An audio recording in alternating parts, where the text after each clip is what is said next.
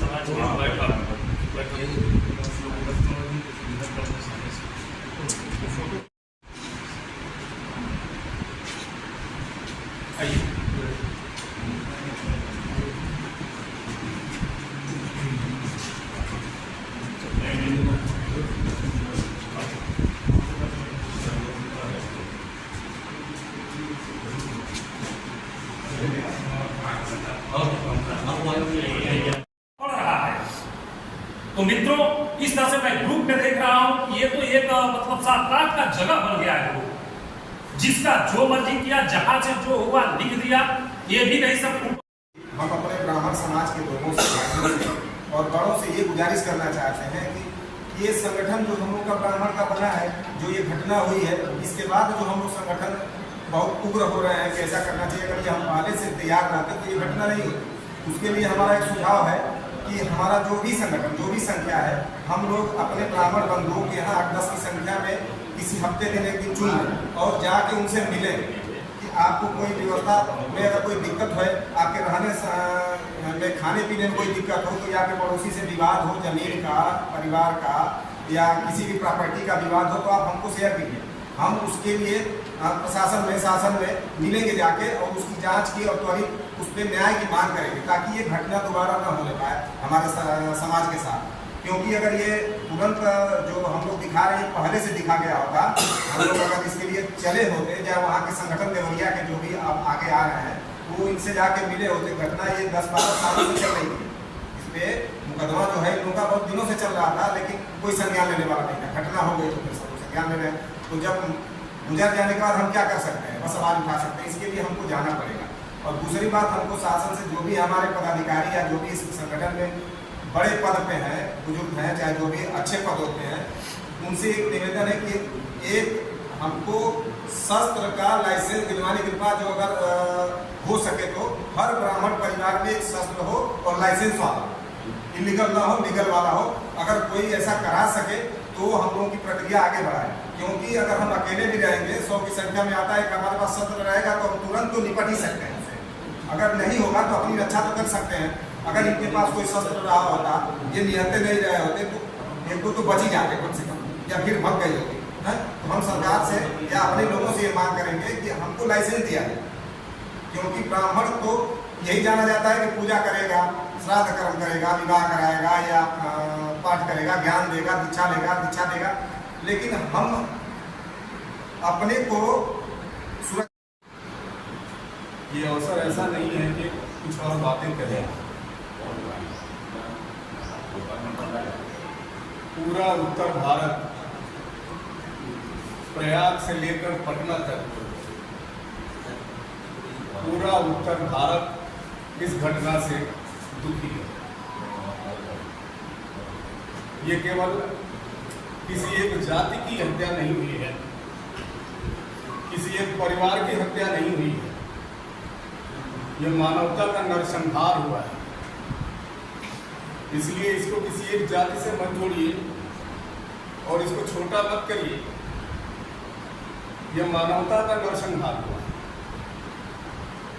अदावत सत्यप्रकाश दुबे से हो सकती थी, उस बच्चे से किसी की अदावत नहीं होनी चाहिए। ये नरसंहार है। ऐसे अवसर पर हम कुछ और नहीं कहेंगे। इस इलाके में बहुत बार हमको आने का, बोलने का अवसर मिला है। अमित जी ने कल फोन किया था कि कल संडे है और आप गांव पर होंगे। हम संजोग से उसी समय गांव आए थे। गांव है, कब रहना है गांव पर, कहीं कि अगर समय मिलेगा तो आइएगा। देवरिया में भी आज इस तरह का कार्यक्रम है, बड़ा कार्यक्रम आयोजित किया गया हम लोग। चूँकि हमारी नौकरी देवरिया में ही है, वहाँ से भी लोगों ने बुलाया था, लेकिन हमको लगा कि श्रद्धांजलि व्यक्त करनी है तो अपनी धरती पर व्यक्त करें, मधुबन में व्यक्त करें। कहीं भी श्रद्धांजलि देनी है तो गांव पर है, मधुबन ही चले। इसलिए सबसे पहले तो अमित जी को धन्यवाद कि आपने हमको इसमें सम्मिलित करने के लिए इस लायक समझा। आप सभी वरिष्ठ जनों को सादर प्रणाम। हम एक बार चाहते थे, कह नहीं पाए, क्योंकि हम पहली बार आए हैं। सभी हमारे अग्रज हैं, अभिभावक हैं, लेकिन हम नाम से परिचित नहीं हैं, इसलिए कह नहीं पाए हैं संचालक महोदय से। अगर उचित लगेगा तो एक बार नाम से सबका परिचय हो जाएगा तो यह भी एक दूसरे के साथ जुड़ने का एक अच्छा अवसर है, अच्छा बहाना है। मैं अपने तरफ से, अपने सभी साथियों की तरफ से और उन सभी लोगों की तरफ से जो अन्याय और अत्याचार के विरोध में जाति धर्म की दीवार तोड़कर अपनी छाती लड़ाते हैं, उन सभी की तरफ से, इस परिवार के उन सभी दिवंगत आत्माओं जिन्होंने न्याय की आस में अपनी जान गंवा दी, अपना श्रद्धा सुमन अर्पित करते हैं, उन सभी को प्रणाम करते हैं। बहुत सारी बातें हो रही हैं और मेरा उस सब बातों में इसलिए भी कोई समझ नहीं है कि चूँकि हम पहली बार आए हैं तो हमको जानकारी नहीं है और हमको लगता है कि उस तरह की बात करने का एक अलग अवसर होना चाहिए, गलत समय निकलना चाहिए। यहाँ उस तरह की बातों का कोई बहुत औचित्य नहीं है। घटना जिस तरह की हुई, राजनीतिक रूप से, आर्थिक रूप से चाहे जितने सबक हो जाए, सामाजिक रूप से हम कितने कमजोर हैं कि घटना की वजह इनके भाई बने, इनके सगे भाई बने। यह केवल यही नहीं है, अपने आसपास भी देखिए, हम अपने को ही नहीं जोड़ पा रहे। काश वह क्षमता हमारे अंदर आती कि हम अपने को जोड़ लेते। इतिहास गवाह है कि अगर विभीषण ने रावण के साथ या रावण ने विभीषण के साथ उस तरह का दुर्व्यवहार नहीं किया होता तो शायद तुलसीदास जी को रामचरितमानस में कहानी कुछ और ही रूप में लिखा। हमेशा से हम इस बात के लिए अपने आप को दोषी ठहराएंगे कि हम अपने को ही जोड़ नहीं पाते। बहुत साधारण बात थी और इनके भाई ही विरोधी के साथ चले गए। अगर उनको अपने में मिला लिया होता तो संभवतः उम्मीद की जा सकती है कि घटना इस रूप में नहीं हुई। आप यह मत भूलिए कि केवल आप ही दुखी, इसको जाति में रख के छोटा मत करिए। पूरा समाज दुखी, अपने को कमजोर मत बनाइए। जिस जात के लोगों ने हत्या की है उस जात में भी कुछ लोग हैं जो विरोध कर रहे हैं कि यह गलत हुआ है। गलत तो गलत ही होता, उसकी निंदा करिए। किसी एक जाति को टारगेट करिएगा तो आप कमजोर पड़ जाएंगे। अभी हमारे श्रेष्ठ कह रहे थे कि ब्राह्मण के ऊपर सनातन की रक्षा का भी भार है। ये इतना कड़वा सच है कि सुनेंगे तो पैर तले जमीन खिसक जाएगी। धर्म के आधार पर भारतीय संविधान में आरक्षण की व्यवस्था नहीं है, जात के आधार पर आरक्षण की व्यवस्था है। और यही कारण कि बहुत सारे लोग आरक्षण लेने के लिए हिंदू बने हुए हैं। अगर राम को गाली दी जाती है तो हिंदुओं में, मुसलमानों की बात छोड़िए, हिंदुओं में बहुत सारे लोग ऐसे हैं जिनको कोई तकलीफ नहीं होती है। अगर सनातन को गाली दी जाती है, रामचरितमानस को गाली दी जाती है, कहा जाता है कि हिंदू मतलब तो चोर होता है, उचक्का होता है, तो बहुत सारे ऐसे हिंदू हैं जिनको बुद्धि होती है, अच्छा लगता है। ये मान के चलिए कि वो हिंदू नहीं है, केवल आरक्षण का लाभ लेने के लिए हिंदू बने हुए। अगर धर्म के आधार पर आरक्षण की व्यवस्था हो जाती तो आप माइनर हैं। हिंदू यहाँ अल्पसंख्यक है। यहाँ हिंदू कहलाने वाले बहुत सारे लोग इसलिए हिंदू बने हुए हैं कि चूंकि आरक्षण धर्म के आधार पर नहीं मिल रहा, नहीं तो बहुत पहले वो हिंदू धर्म सनातन छोड़ चुके होते। तो बहुत कठिन स्थिति, और इस स्थिति में भी अगर आप इस तरह से करिएगा तो बहुत अलग थलग पड़ जाएगा। कोई नहीं पूछेगा। बूंद को बूंद, समंदर को समंदर कहना, चांद है पत्थर तो चांद को पत्थर कहना। आज तहरीरें अपाहिज हैं, कलम गूंगा है, बड़ा मुश्किल है सितमगर को सितमगर कहने की जरूरत नहीं है। ये अवसर दूसरा है, आप उस बात को समझिए। और आप इस कठिनाई से तोप और गोली से नहीं लड़ सकते। अरे भगत सिंह से बड़ा क्रांतिकारी कौन हुआ था इस तरह? लेकिन भगत सिंह ने भी कहा था कि परिवर्तन कभी बंदूक से नहीं आता, क्रांति की तलवार तो हमेशा विचारों की शान पर तेज हुआ करती। इसलिए तोप और गोली से परिवर्तन की लड़ाई आप नहीं जीत सकते। उसके लिए आपको अपने आप को बौद्धिक रूप से प्रखर करना होगा। आपको फिर से उसी परशुराम और चाणक्य की तरह से बनना होगा। हम उसको भूल रहे हैं और हम उन्हीं की नकल कर रहे हैं। हम उनका मुकाबला करने के लिए उन्हीं की पिच पर जाके खेलना चाहते हैं। वो तो चाहते ही है कि आज हमारी पिच पर, वो तो गणना करा के बता रहे हैं कि कौन कितना परसेंट है। और आप भी अगर उसी खेल में फंस जाइएगा तो गणना करा के तय कर दिए कि आप कहां खड़े। इसलिए मेरा आप सभी से आग्रह है, आप प्रबुद्ध लोग हैं, विद्वत समाज, गलत को गलत कहने का साहस करिए। चाहे गलत इधर का हो और चाहे उधर का, गलत तो गलत है, उसका विरोध करिए और उसका विरोध करने की आदत डलवाइए समाज। आप अगुआ हैं, आप, हमको नहीं लगता अभी विकास दुबे की हत्या हुई कुछ दिनों पहले, और बहुत कम ही ब्राह्मण ऐसे रहे होंगे जिन्होंने जात के नाम पर विकास दुबे का समर्थन किया। गलत तो गलत। ब्राह्मण अगर जातिवादी रहा होता तो इस देश में राम की नहीं रावण की पूजा होती। ब्राह्मण कभी जातिवादी नहीं रहा, उसकी मानसिकता ही नहीं रही जाती, वो कभी जातिवाद नहीं करता। इनकी हत्या जिन लोगों ने किया है, एक जमात है जो हत्यारों के पक्ष में बोल रही है, लेकिन आज भी ब्राह्मण केवल गलत को गलत कहने के लिए तैयार है। वह सारी जमात को दोषी नहीं खा रहा है।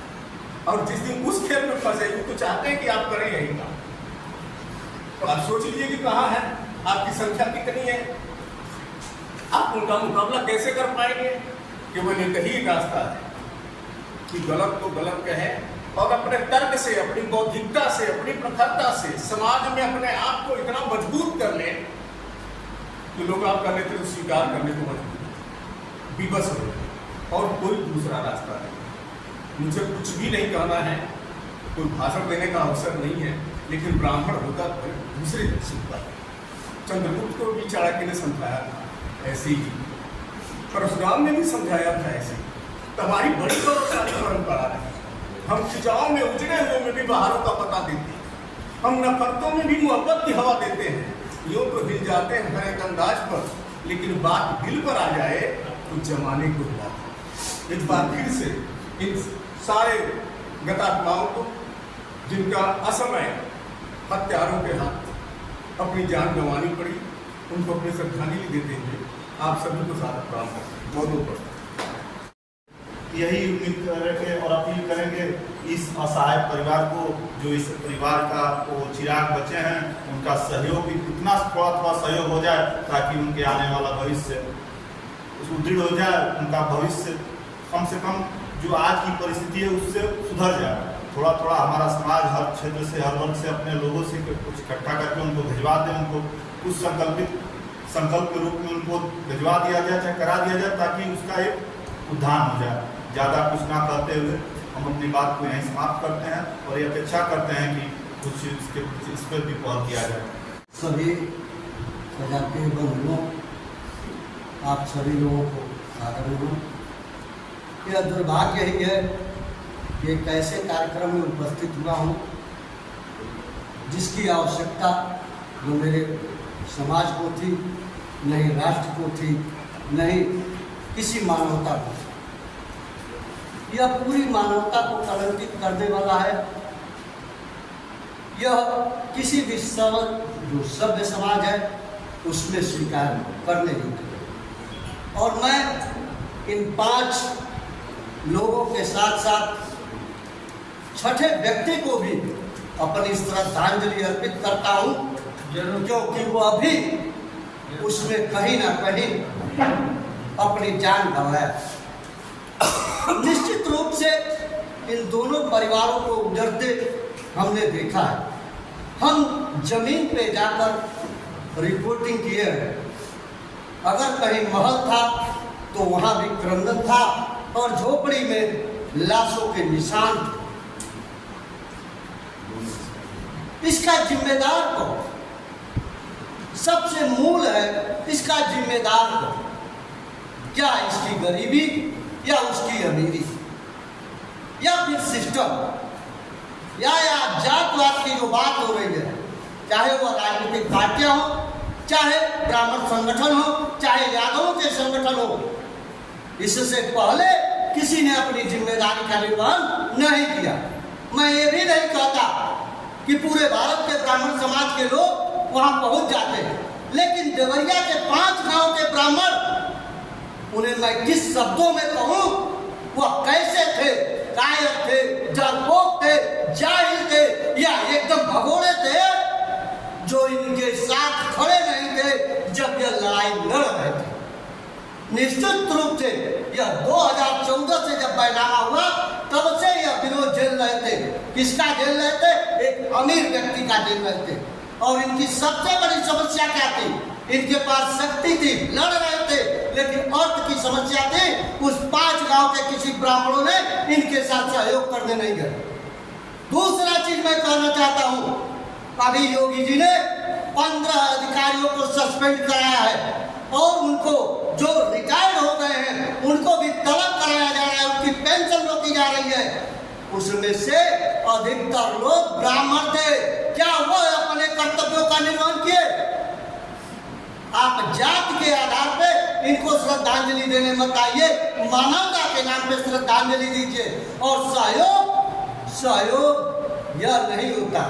आज एक नौजवान ने यह कहा कि अगर आप जिम्मेदारी समझते हैं, जितने परिक्षेत्र में आप हैं उस परिक्षेत्र में जाइए और जो भी ब्राह्मण परिवार हैं, अगर ब्राह्मणों तक ही आप सीमित रखते हैं तो उनके घर जाइए।